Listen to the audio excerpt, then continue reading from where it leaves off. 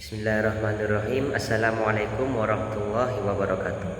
Perkenalkan, nama saya Rizky Eka Pradana Putra dari Program Studi Pendidikan Agama Islam.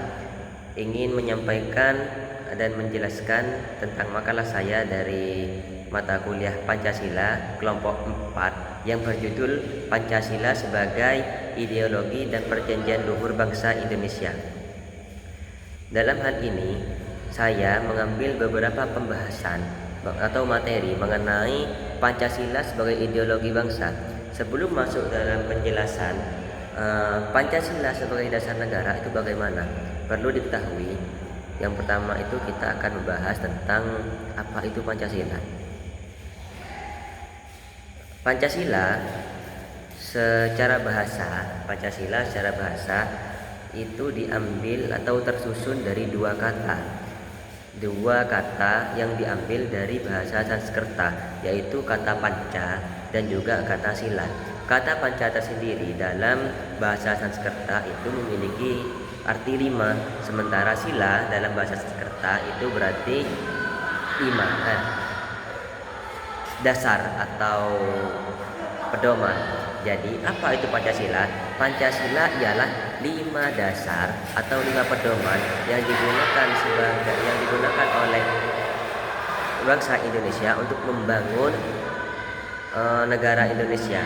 Selain itu, Pancasila juga didefinisikan sebagai prinsip hidup yang menjadi dasar bagi bangsa Indonesia, yang dimana dalam Pancasila itu memiliki nilai-nilai yang harus dijaga dan dilestarikan dan dipelajari untuk seluruh rakyat Indonesia. Karena mengapa? Karena dalam nilai-nilai Pancasila ini apabila benar-benar dilaksanakan, apabila benar-benar diimplementasikan, dipraktikkan dalam kehidupan sehari-hari, akan menciptakan kehidupan di dalam Indonesia ini menjadi kehidupan yang damai, makmur dan sejahtera. Seperti contoh dalam kehidupan sehari-hari, apalagi di Indonesia itu memiliki beberapa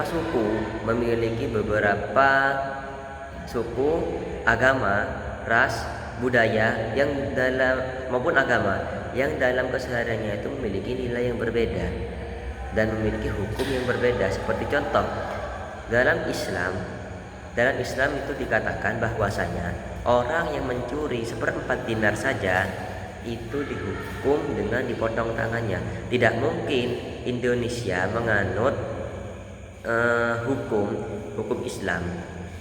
Kenapa tidak bisa? Karena di Indonesia juga memiliki banyak sekali agama yang berbeda, bukan hanya Islam. Jadi kalau Indonesia menggunakan hukum Islam, maka agama-agama yang lain tidak akan menerimanya. Oleh karena itu dibentuklah sebagai Pancasila, yang dimana nilai-nilainya itu selain memiliki nilai ketuhanan, nilai kemanusiaan, persatuan, keadilan, dan kerakyatan. Selain itu, Pancasila digunakan sebagai pemersatu bangsa. Nah, seperti yang sudah saya jelaskan tadi mengenai hukum potong tangan tadi, apabila tidak dicarikan satu solusi untuk menyatukan bangsa, semuanya tidak akan bisa bersatu, melainkan akan berpecah belah, bahkan sampai bertumpah darah, hanya gara-gara mempertahankan budaya yang ada. Jadi oleh karena itu, Pancasila di sini bukan hanya sebagai dasar, bukan hanya sebagai prinsip, namun Pancasila ini ialah sebagai alat pemersatu semua yang ada di Indonesia ini, baik itu dari budaya yang berbeda, ras yang berbeda, suku, bangsa, bahkan agama sekalipun yang berbeda. Dengan prinsip Pancasila, maka semuanya akan ditoleransi, semuanya akan diterima. Setelah itu, pembahasannya kedua, saya mengambil dari Pancasila sebagai wawasan Nusantara. Apa sih Pancasila sebagai wawasan Nusantara itu? Wawasan Nusantara menurut bahasa Jawa itu pandangan. Sementara Nusantara yang terdiri dari Nusa, yang Nusa itu dalam artian kepulauan atau terdiri dari beberapa pulau. dan antara yang terletak dari dua prinsip yang diapit. Seperti artinya apa? Pengertian wawasan Nusantara yaitu cara pandang bangsa Indonesia terhadap dirinya sendiri dan tanah airnya sebagai negara kepulauan dengan berbagai aspek kehidupan yang beragam. Artinya apa? Wawasan Nusantara ini memiliki arti bagaimana sih kita selaku masyarakat Indonesia untuk mengetahui Pancasila selain dari dalam negara itu sendiri, juga dari luarnya. Seperti contoh, Indonesia jika ditinjau dari letak geografisnya, Indonesia itu terletak dan diapit dua pulau dan juga dua samudra. Maaf, bukan dua pulau, dua benua, yaitu benua Australia dan benua Asia, dan juga diapit oleh dua samudra, Samudra Pasifik dan Samudra Hindia. Dari segi inilah wawasan Nusantara itu perlu diketahui. Nah, mengapa diketahui? Ya itu tadi, agar mengetahui letak dari Pancasila, dari Indonesia itu bukan hanya dari dalamnya saja, melainkan dari luarnya itu juga. Karena mengapa demikian? Karena orang Indonesia, masyarakat Indonesia jika tidak mengetahui negaranya sendiri, maka negara tersebut mudah dijajah. Nah, ajaran dari wawasan Nusantara seperti halnya yang saya katakan tadi, bahwasanya Indonesia itu terletak dari dua samudra, yaitu Samudra Pasifik dan Samudra Hindia. Selain itu, Indonesia juga terletak di antara dua benua Asia dan benua Australia. Itu adalah dasar-dasar bagi seorang yang ingin mempelajari wawasan Nusantara. Pentingkah mempelajari wawasan Nusantara bagi kita? Apa fungsinya wawasan Nusantara bagi kita? Wawasan Nusantara bagi kita itu sangatlah penting. Mengapa demikian? Fungsi wawasan Nusantara sebagai ketahanan nasional, sebagai ketahanan dalam negara. Jika kita tidak mengetahui di mana letaknya Indonesia, perbatasannya Indonesia dari selatan itu sampai mana, dari utara sampai mana, dari timur, dari barat sampai mana, dan kita tidak mengetahui, maka negara kita akan mudah untuk dijajah kembali.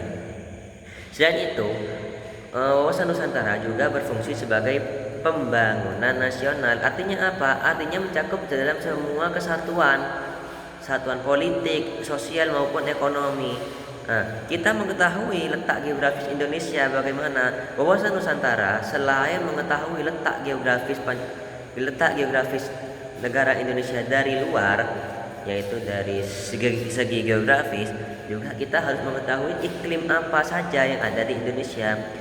Ternyata Indonesia itu memiliki iklim tropis.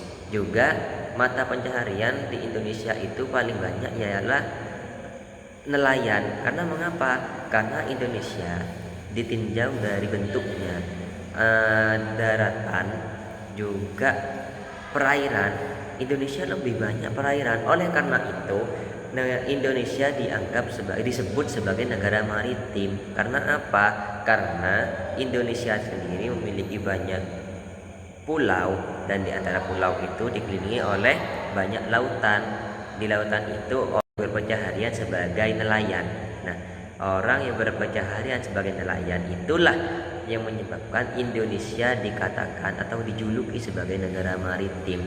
Juga Indonesia selain kebanyakan orang yang berprofesi sebagai nelayan, juga banyak yang memiliki profesi sebagai perkebunan.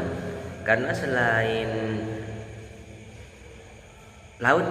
kekayaan lautnya, di Indonesia juga memiliki kekayaan berupa sumber daya alam yang kaya.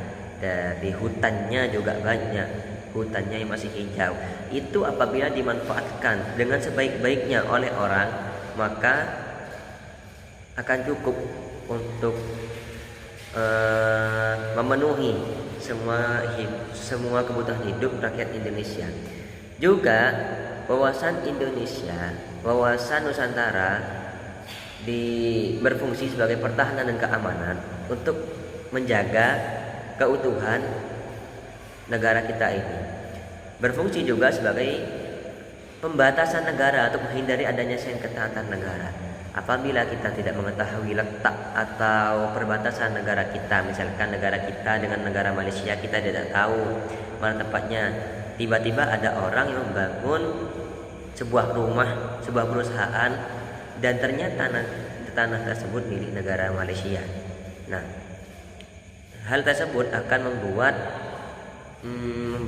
rakyat Indonesia, negara Indonesia itu menjadi negara yang memiliki sengketa dengan negara lain.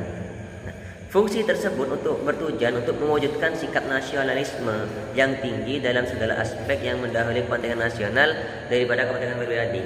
Fungsi dari wawasan Nusantara itu bertujuan untuk membangun kepentingan nasional, daripada kepentingan pribadi. Artinya kemaslahatan untuk seluruh rakyat Indonesia, bukan untuk milik pribadi. Itu tadi tentang wawasan Nusantara. Selanjutnya saya akan membahas tentang Pancasila sebagai ideologi bangsa. Pancasila sebagai ideologi bangsa, sebagai ide untuk apa? Pancasila itu, menurut saya, Pancasila digunakan sebagai ideologi bangsa berdasarkan penjelasan. Artinya Pancasila memaksakan kepada seluruh warga negara untuk mengamalkan sebutir-butir dari nilai-nilai Pancasila dan harus tunduk terhadap nilai-nilai Pancasila. Dikatakan sebagai nilai-nilai yang harus ditunduk, harus dilaksanakan oleh seluruh masyarakat, seluruh rakyat Indonesia. Karena mengapa? Dari judulnya tersebut, Pancasila sebagai ideologi bangsa. Dalam nilai-nilai Pancasila itu terdapat ide-ide dari tokoh-tokoh bangsa yang apabila nilai-nilai tersebut oleh rakyat Indonesia dilaksanakan dengan baik, akan berdampak kebaikan pula bagi rakyat Indonesia, khususnya akan menjadi rakyat yang damai, sejahtera dan makmur. Selain itu, fungsi dari ideologi bangsa, Pancasila sebagai ideologi bangsa berfungsi sebagai mengikat dan persatukan setiap suku, agama, ras, golongan yang berbeda. Karena dari ide-ide yang telah digagas oleh setiap tokoh-tokoh besar bangsa, tokoh-tokoh besar pendiri bangsa, dan juga Pancasila itu diambil dari nilai keseharian budaya yang ada dan dijadikan satu oleh pendiri bangsa dan dijadikan sebagai alat untuk mempersatukan perbedaan yang ada itu. Jadi dalam budaya yang ada, dalam budaya suku Batak, budaya suku Jawa, suku Madura itu memiliki perbedaan dan juga memiliki kesamaan. Kesamaannya apa? Menjunjung tinggi keharmonisan, menjunjung tinggi perdamaian. Untuk mencapai perdamaian tersebut maka dibutuhkan sebuah alat. Nah, oleh karena itu tokoh besar pendiri bangsa mengumpulkan semua nilai-nilai yang dikumpulkan dari setiap suku, setiap budaya yang ada, dijadikan satu dari semua perbedaan yang ada di Indonesia, maka terbentuklah Pancasila yang digunakan sebagai alat pemersatu bangsa. Juga di dalam Pancasila itu di dalam Garudanya terbentuk atau terdapat slogan yang berbunyi Bhinneka Tunggal Ika, yang artinya berbeda-beda tetap satu. Artinya apa? Di Indonesia itu sudah memiliki perbedaan suku, budaya, agama.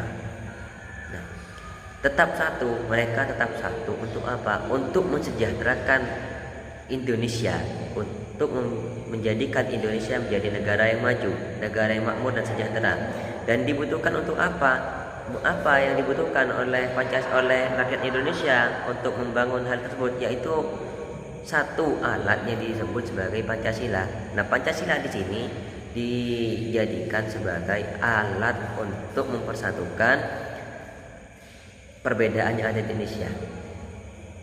Selanjutnya, Pancasila sebagai dasar negara, artinya Pancasila dijadikan sebagai pondasi dalam bernegara. Apabila pondasi suatu rumah itu tidak kuat, maka tidak bisa menopang rumah tersebut. Apabila pondasi itu kuat, maka akan bisa menopang rumah tersebut. Andaikan, ibaratkan Pancasila ini ialah dasar bagi bangunan. Bangunan itu diibaratkan sebagai bangsa kita ini. Apabila rakyatnya bisa menggunakan Pancasila sebagaimana layaknya nilai-nilainya yang terkandung, maka Pancasila yang difungsikan sebagai pondasi dalam bernegara. Apabila pondasi suatu rumah itu tidak kuat, maka tidak bisa menopang rumah tersebut. Apabila pondasi itu kuat, maka akan bisa menopang rumah tersebut. Andaikan, ibaratkan Pancasila ini ialah dasar bagi bangunan. Bangunan itu diibaratkan sebagai bangsa kita ini. Apabila rakyatnya bisa menggunakan Pancasila sebagaimana layaknya nilai-nilainya yang terkandung, maka Pancasila yang difungsikan sebagai pondasi itu akan menjadi lebih kuat, dan negara yang kita ibaratkan sebagai rumah itu akan kuat dan tidak akan mungkin rubuh atau hancur. Juga Pancasila dijadikan sebagai pandangan hidup bangsa. Pandangan hidup bangsa dari cita-citanya saja, dari nilai-nilainya. Yang pertama ketuhanan yang Maha Esa. Yang kedua, kemanusiaan yang adil dan beradab. Ketiga, persatuan Indonesia. Dari poin ketiga, persatuan Indonesia. Jadi pandangan hidup bangsa Indonesia dari Pancasila itu dapat dilihat, menurut saya dapat dilihat dari poin ketiga, persatuan Indonesia. Jadi bagaimana itu membentuk negara yang bersatu. Apabila suatu negara yang sudah bersatu, maka adanya ancaman sekalipun dapat dikalahkan, dapat dijatuhkan oleh persatuan tersebut. Dari sekian penjelasan atau sekian zaman, pasti akan ada tantangan Pancasila sebagai ideologi bangsa. Tantangan-tantangan yang semakin marak di kehidupan modern seperti saat ini bagi ideologi bangsa, yaitu lunturnya nilai-nilai kebudayaan.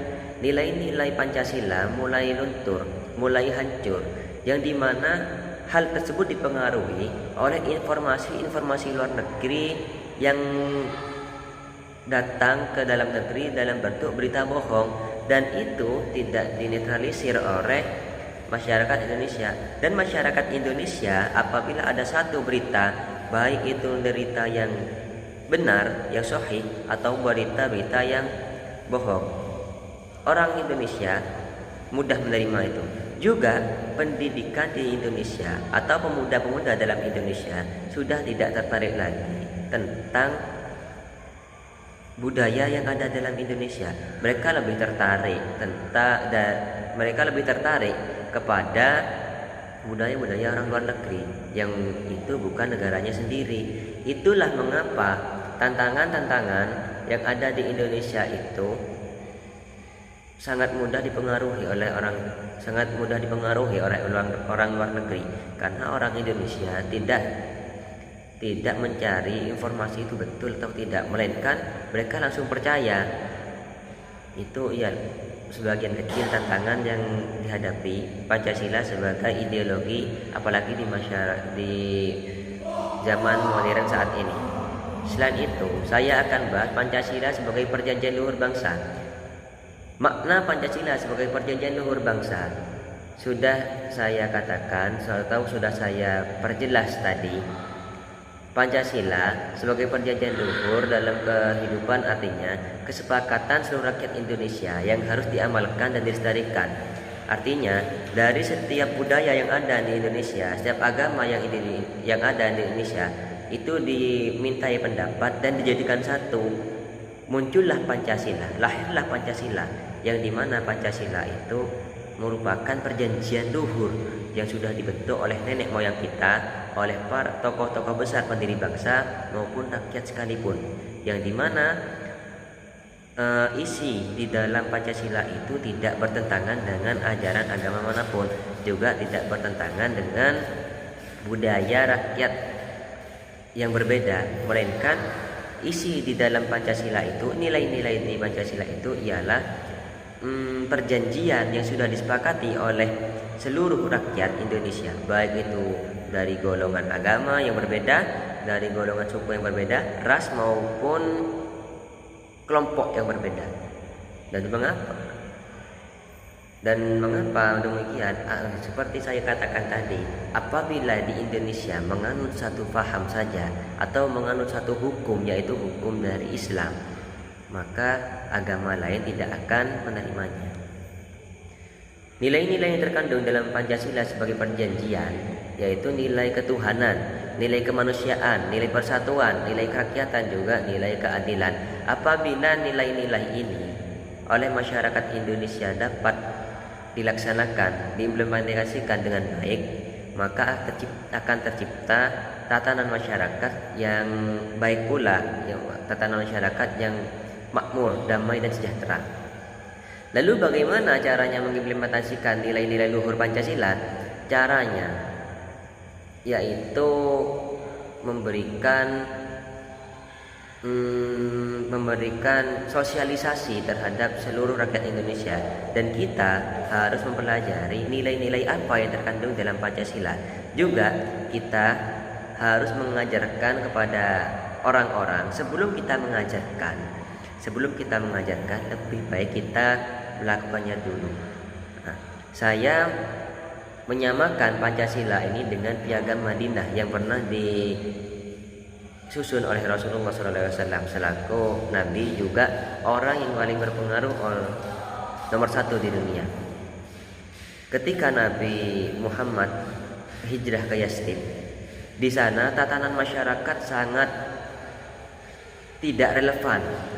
Tersering terjadi pembunuhan, pemberontakan, baik dari kalangan agama yang berbeda, suku yang berbeda. Karena di dalam Madinah itu, di Madinah yang sekarang Madinah, dulunya Yastrib, karena di dalam Madinah itu terdapat agama yang berbeda, suku yang berbeda, kabilah-kabilah yang berbeda, yang memiliki budaya yang berbeda pula.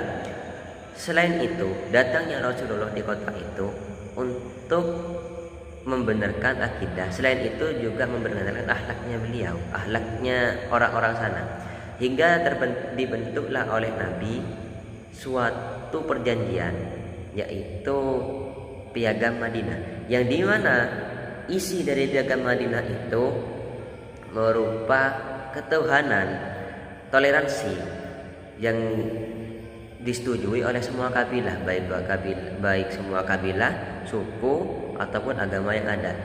Setelah itu Nabi memimpin negara tersebut berdasarkan Piagam Madinah tersebut, hingga 20 tahun kemudian terciptalah